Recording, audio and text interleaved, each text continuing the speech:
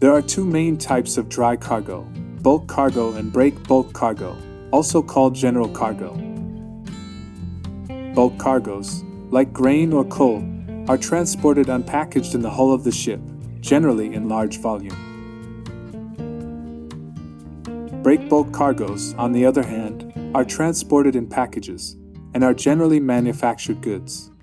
Before the advent of containerization in the 1950s, break bulk items were loaded, lashed, unlashed, and unloaded from the ship one piece at a time.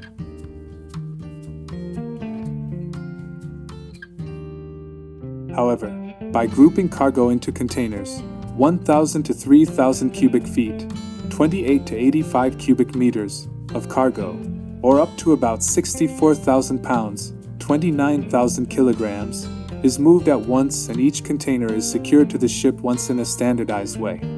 Containerization has increased the efficiency of moving traditional break bulk cargoes significantly, reducing shipping time by 84% and costs by 35%. In 2001, more than 90% of world trade in non-bulk goods was transported in ISO containers. In 2009, almost one-quarter of the world's dry cargo was shipped by container, an estimated 125 million TEU or 1.19 billion tons worth of cargo.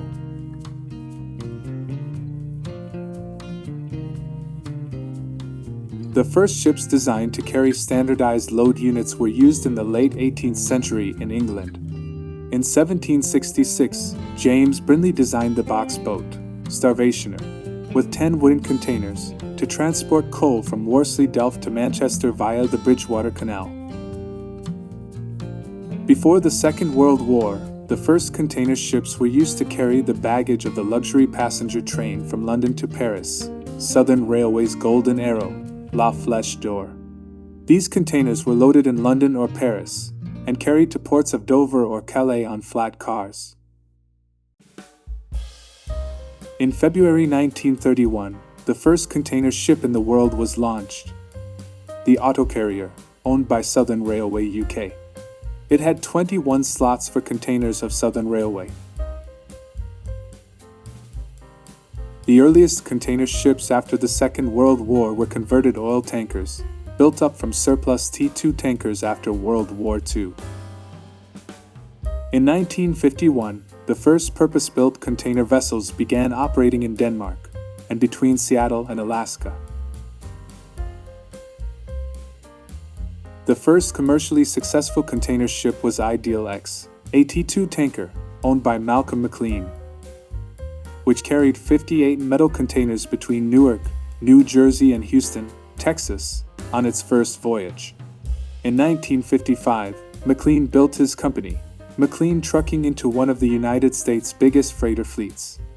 In 1955, he purchased the small Pan Atlantic Steamship Company from Waterman Steamship and adapted its ships to carry cargo in large uniform metal containers. On April 26, 1956, the first of these rebuilt container vessels, Ideal X, left the port Newark in New Jersey, and a new revolution in modern shipping resulted.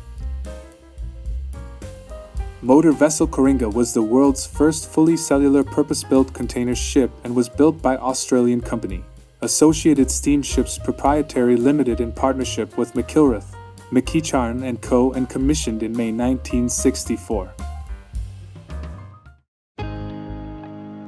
Container vessels eliminate the individual hatches, holds, and dividers of the traditional general cargo vessels.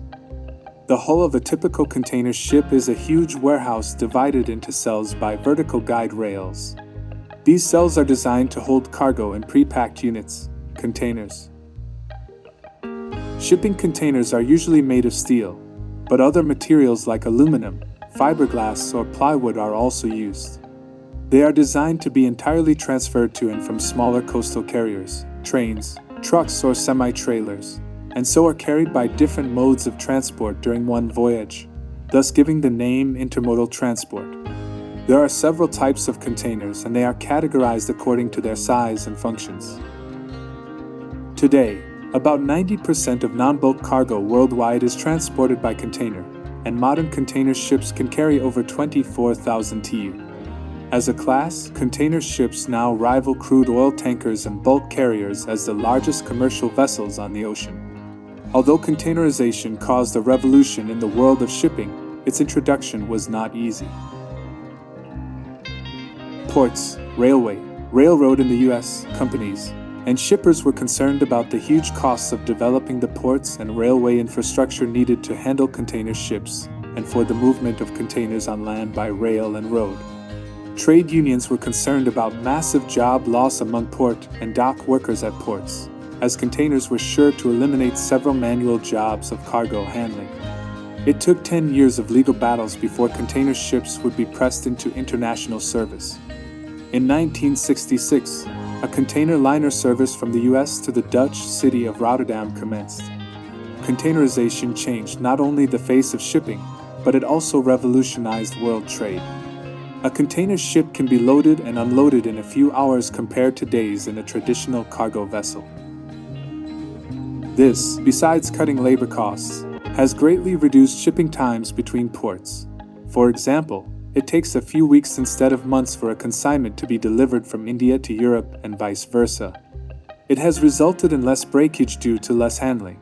Also, there is less danger of cargo shifting during a voyage. As containers are sealed and only opened at the destination, theft has been greatly reduced.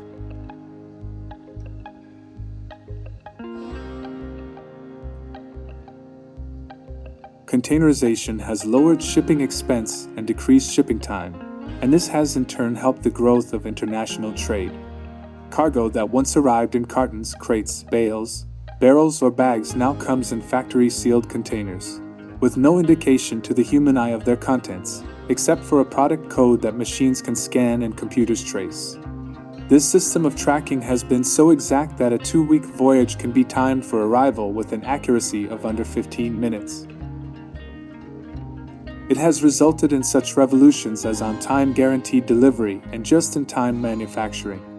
Raw materials arrive from factories in sealed containers less than an hour before they are required in manufacture, resulting in reduced inventory expense. Exporters load merchandise in boxes that are provided by the shipping companies. They are then delivered to the docks by road, rail, or a combination of both for loading onto container ships. Prior to containerization, huge gangs of men would spend hours fitting various items of cargo into different holds. Today, cranes, installed either on the pier or on the ship, are used to place containers on board the ship. When the hull has been fully loaded, additional containers are stacked on the deck. Today's largest container ships measure 400 meters, 1,300 feet, in length. They carry loads equal to the cargo carrying capacity of 16 to 17 pre-World War II freighter ships.